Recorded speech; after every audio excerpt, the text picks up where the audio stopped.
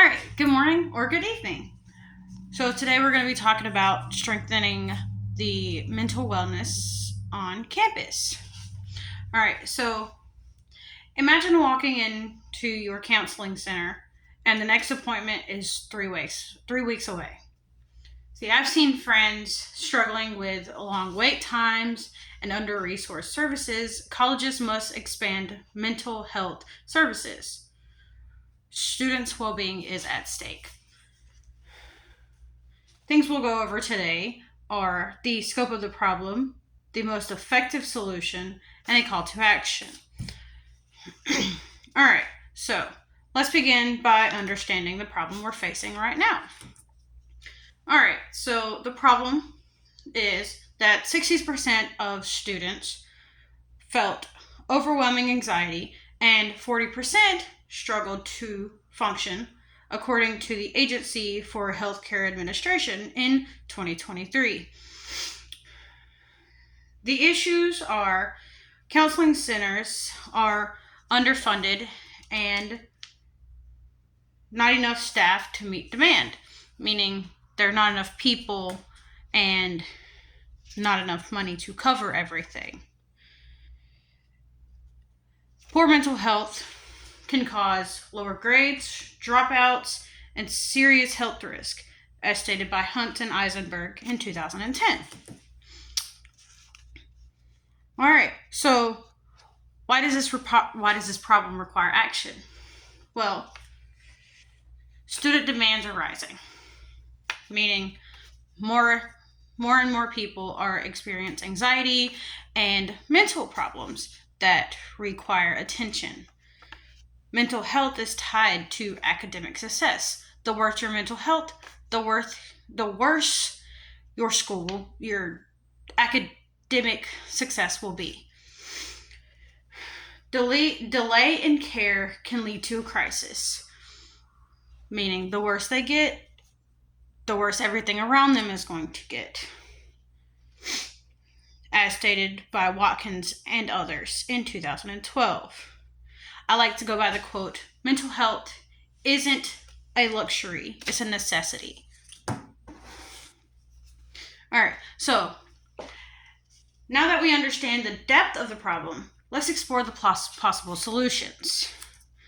All right, so here are some weak alternatives, meaning they're not the best options.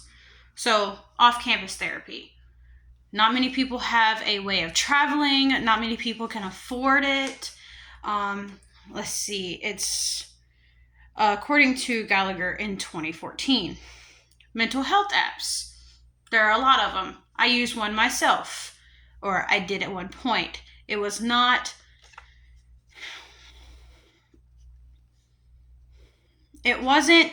working because there was a lack of human connection with the therapist and the provider. And it's not ideal for serious situations. So for those with like autism or ADHD or a severe depressive or anxiety, it does not work. This is stated by Zhao and others in 2017.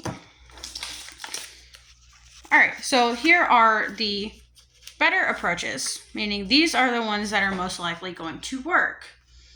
So, hiring more licensed counselors, meaning more therapists, hiring more and more counselors who will help in aiding in students' well-being.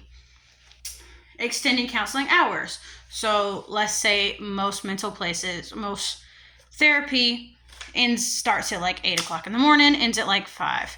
Why not extend it until like maybe 8 at the latest, just so that way students are getting the help they need in the time they need.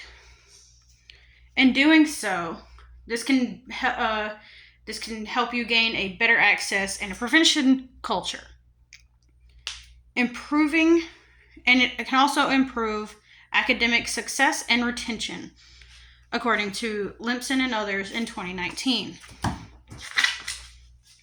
All right, so now that you've heard the solution, here's how you can be a part of it.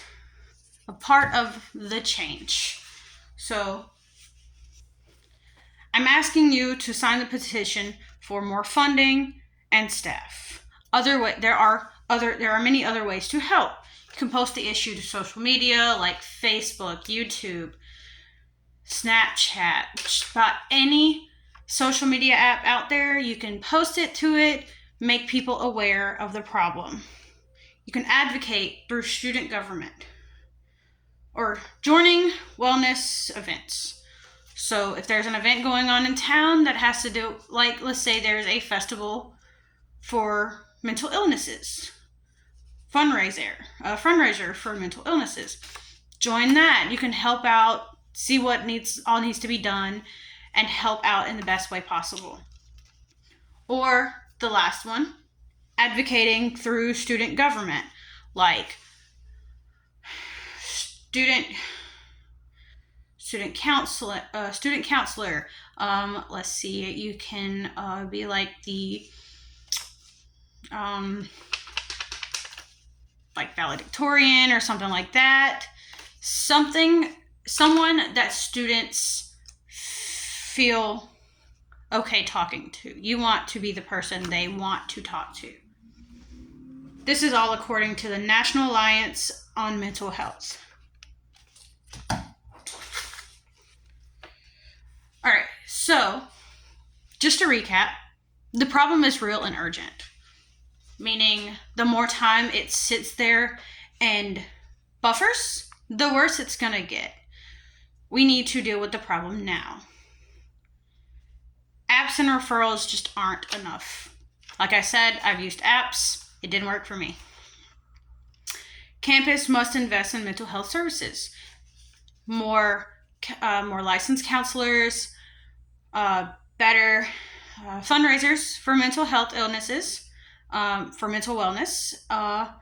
There are a couple other things you could do to add to the mental health services. Expanded services mean better outcomes, as stated by Lipson and others in 2019. Mental health isn't just a private struggle, it's a community issue, meaning lots of people struggle with it. I struggle with it. I still struggle with it. I have to take medication for it.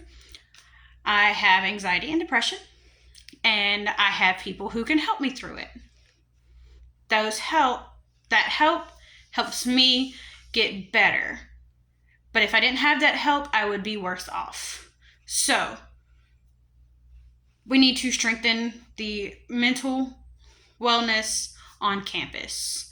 Thank you for listening, guys, and I hope you enjoy.